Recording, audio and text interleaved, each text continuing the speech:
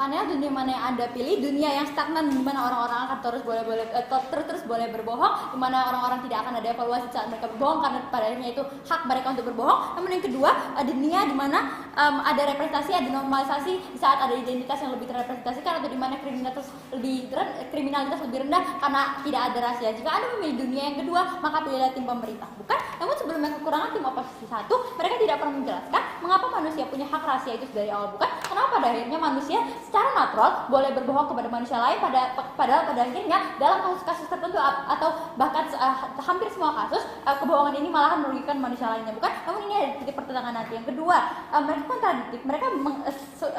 Pertama mereka mengatakan bahwa manusia boleh bohong, ini boleh justifikasi, namun tiba-tiba mereka mengatakan bahwa manusia sudah diajarin tidak bohong oleh masyarakat, ada nilai-nilai seperti ini.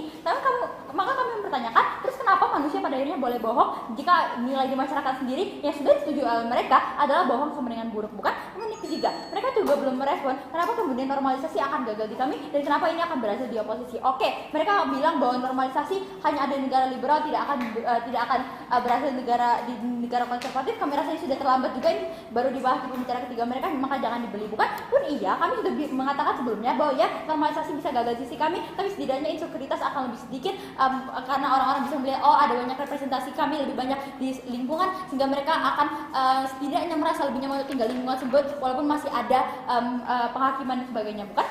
Namun masuk pada poin pertentangan. Satu, pada poin justifikasi. Justifikasi utama mereka adalah manusia boleh bohong, namun mereka sendiri mengatakan bahwa ini hanya untuk kondisi situasional, kayak pemerintah bohong untuk melindungi masyarakatnya agar tidak panik dan sebagainya, bukan? Satu, bagaimana dengan skenario moderat atau bahkan yang ekstrim? Misalnya Anda boleh bohong ke orang tua, kenapa Anda boleh? Atau kenapa Anda boleh bohong kalau Anda misalnya korupsi dan sebagainya, bukan? Ini pada akhirnya tidak inklusif untuk semua situasi yang sudah mereka jelaskan, bukan? Yang kedua, kami memberikan respon bahwa ini juga tidak akan efektif di situasi mereka, di situasi situasional mereka verifikasikan. Karena satu, justru pemerintah tidak punya hak untuk bohong ke masyarakat, rakyat punya hak untuk tahu kondisi negaranya karena mereka juga sudah berkontribusi ke negaranya, mereka merupakan masyarakat dari negara tersebut, bukan? Dua, tidak akan ada check dan recheck atau check and balance sisi mereka karena jelas pemerintahan yang buruk sisi mereka tidak akan bisa dievaluasi oleh masyarakatnya, bukan?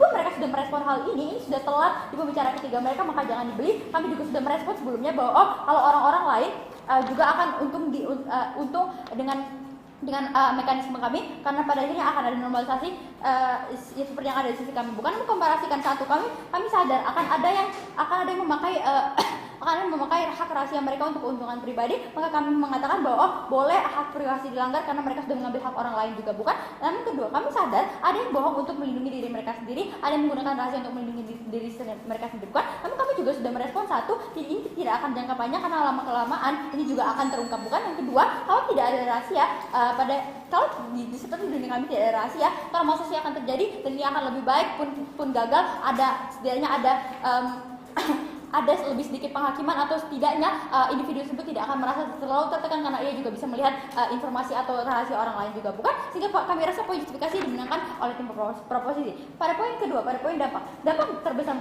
mereka adalah satu, relasi orang-orang akan jelek, dan kedua, manusia tidak akan bisa tahan rahasia karena di saat mereka bohong pada akhirnya mereka akan merasa bersalah sehingga pada akhirnya tetap tidak apa-apa di sisi mereka. Satu, merespon mereka mengatakan bahwa relasi sisi kami akan jelek, kami rasa ini tidak signifikan, pun signifikan justru ada evaluasi di sisi kami akan lebih baik, interaksi akan lebih baik, orang-orang bisa tahu bagaimana sifat orang lain, bagaimana orang lain memikirkan tentang diri saya bisa evaluasi, interaksi lebih baik. Namun untuk merespon bagaimana mereka mengatakan bahwa manusia akan pada akhirnya juga tidak akan berbohong, kami merasa manusia yang nggak bisa tahan rahasia ini justru menjatuhkan semua kasus mereka kalau misalnya bohong sama dengan baik, bukan? Dan yang kedua, mekanisme mereka juga akan gagal karena mereka tidak bisa membuktikan kenapa pada akhirnya kebohongan ini akan baik di sisi mereka, atau kenapa pada akhirnya rahasia yang akan terungkap ini akan baik di sisi mereka, bukan? Memperhatikan dampak sisi kami, satu, manusia bisa jadi diri mereka sendiri karena normalisasi, yang kedua, ini akan jangka panjang karena manusia karena mereka dinamis, kebutuhan akan berganti-ganti, maka saat gagal setidaknya insekuritas orang-orang akan berkurang. Ini juga belum direspon sisi mereka, dampak lebih baik sisi kami sangat membantu.